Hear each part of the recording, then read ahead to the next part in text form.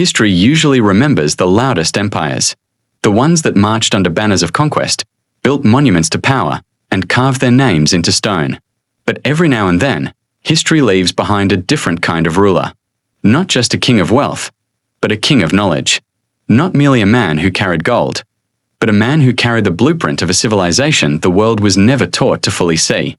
This is the story of Mansa Musa, the ruler of Mali, the man whose name became a symbol of unimaginable wealth. But behind the gold, behind the caravans, behind the legends of Cairo and Mecca, there was something even more powerful. There was science. There was architecture. There was engineering. And there was a way of seeing the world so advanced, so deeply connected to nature, that later generations mistook genius for simplicity. Picture the scene. The desert is wide and burning. The caravan moves like a living empire across the Sahara. Silk catches the wind.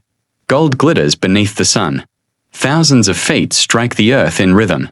And as the people of Cairo stare in disbelief, they see riches beyond imagination. But Mansa Musa sees something else. He sees the tragedy of being misunderstood. Because to many outsiders, Africa was a place of rumor, a place of mystery, a place they called primitive simply because they never learned how to read its intelligence. And maybe that is where this story truly begins. Not with gold, but with perception. What do people see when they look at a civilization unlike their own? Do they see brilliance? Or do they dismiss what they do not understand? Mansa Musa knew that question well. He knew that people could admire African wealth while ignoring African thought.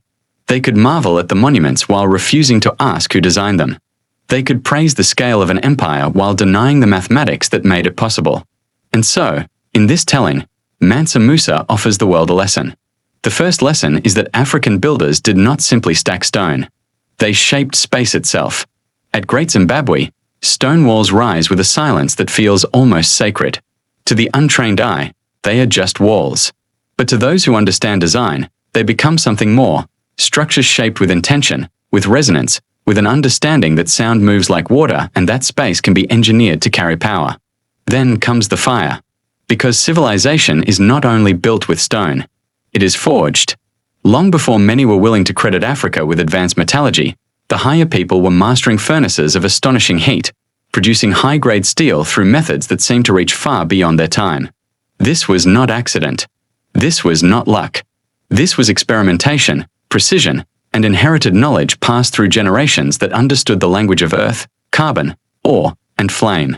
And then there was water. In lands where others saw only dryness, African engineers saw hidden systems. They saw underground rivers. They saw gradients. They saw pressure, slope, timing, and survival. The Garamantes carved channels beneath the desert to move water where the sun could not steal it. Reservoirs captured seasonal rain. Entire systems worked in silence below the surface, feeding crops, sustaining people, and turning impossible landscapes into habitable worlds. That is the kind of genius history often overlooks. The kind that does not announce itself in marble, but in function. The kind that does not shout, but endures. Then there is the geometry of the city itself. Because not every civilization was designed around straight lines. In this vision of Africa's forgotten brilliance, cities were not always laid out like rigid grids. Some were built in repeating patterns, in living structures, in designs that mirrored nature itself. Like branches of a tree. Like veins in a hand. Like fractals repeating on every scale. This was not chaos. It was order of a higher kind.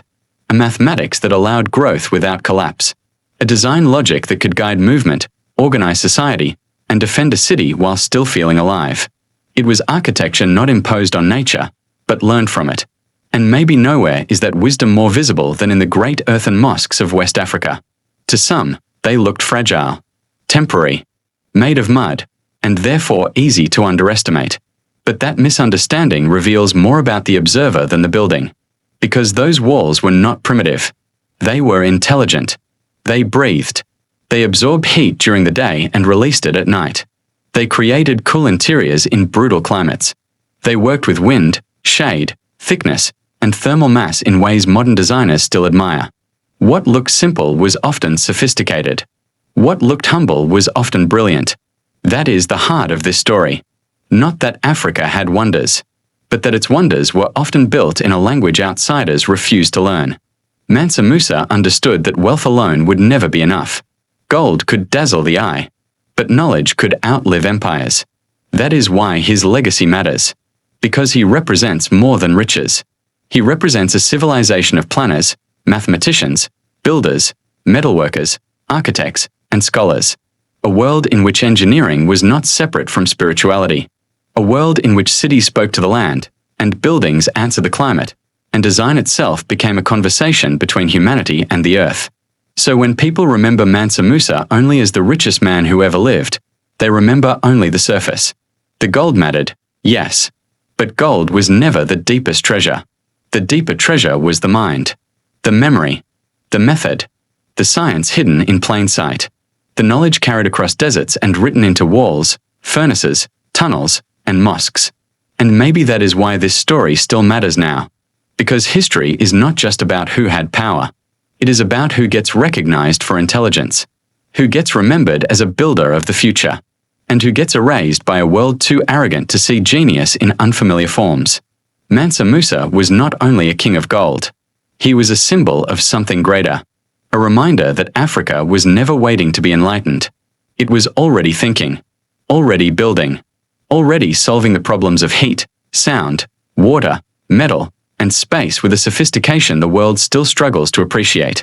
And if we listen closely, beyond the myths and the labels, we can still hear that message carried on the desert wind. The greatest treasure of a civilization is not buried beneath the ground. It lives in the minds of the people who know how to shape the world. And that is the legacy Mansa Musa carried with him. Not just riches, but remembrance.